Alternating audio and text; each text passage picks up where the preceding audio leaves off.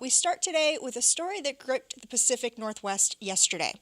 Longtime KOMO-TV photographer Bill Strothman and pilot Gary Fitzner died after the station's helicopter, Air 4, crashed upon takeoff from the station's rooftop helipad.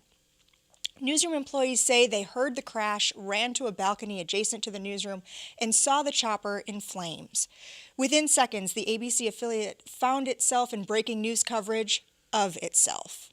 When we would hear the helicopter, and sometimes you and I'd be sitting here doing the news, and we'd hear the helicopter, because that helipad is just right above us here, we would be invigorated by it. We would know that something was going on, and we would wait for word to find out where Gary or Greg, our other pilot, would be flying to. What story would they cover? Sadly, sometimes it was tragedies, but very often it was just a good bird's eye view of some developing story in our community. Gary Fitzner,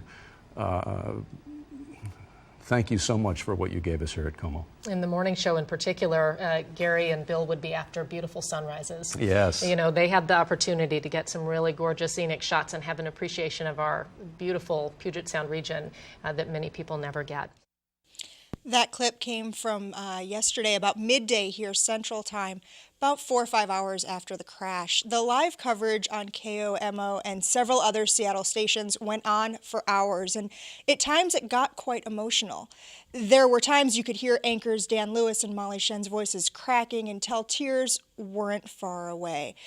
As journalists, there are times when we become the story, and we then still do have to transition into this mode and bring the story to our audience. And I have to say, from what coverage I did see, and that was largely from the links that you put up on the blog, they did an admirable job of conveying the human emotion and still being very professional about it.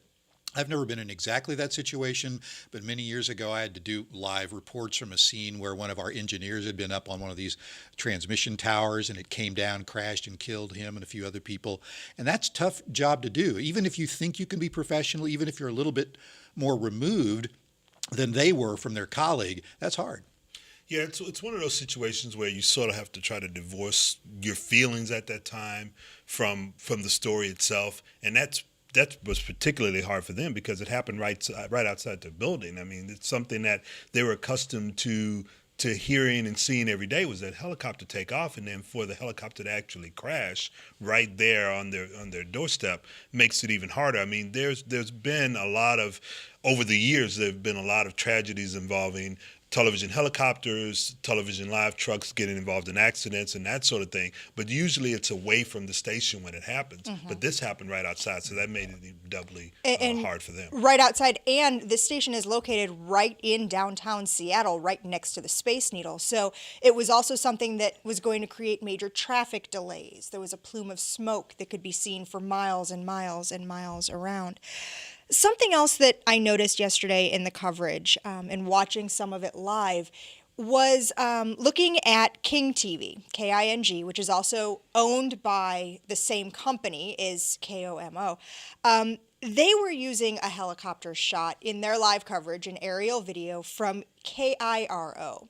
Talk for a second or two about how some of the rules of competition between stations in a single market go out the window when one is impacted so deeply like Well, this. I mean, part of it is just simple economics. It used to be, back in the heyday of local television news, when they were rolling in 40-50% profits every year, each station owned or leased its own helicopter, and now they have to do these collaborative ventures in order to make sense of the expense of it all. So that's part of it.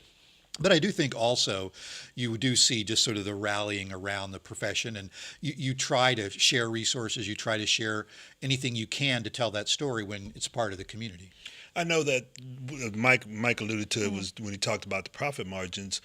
Several years ago, there was a lot of conversation about whether or not having these live helicopters and doing these kinds of things was actually worth it in terms of the money. And there are some stations that have cut back on that. I mean, Mike mentioned it, that a lot of these stations, especially where you have 3 or 4 television stations in a certain market, have sort of collaborated on doing that. And I think one of the reasons why they've sort of gone to this and kept the helicopters, because it gets them to places a lot quicker, especially in heavy traffic areas. But also the public itself has become used to it. They expect to see that helicopter out there, and when there's a horrific accident or something's going on in a remote area and that sort of thing. So in those ways, they still see the need to have it. But I think from an economic standpoint, and a tragedy standpoint like we have here, they start to think again about, whoa, wait a minute, do we really need to have this?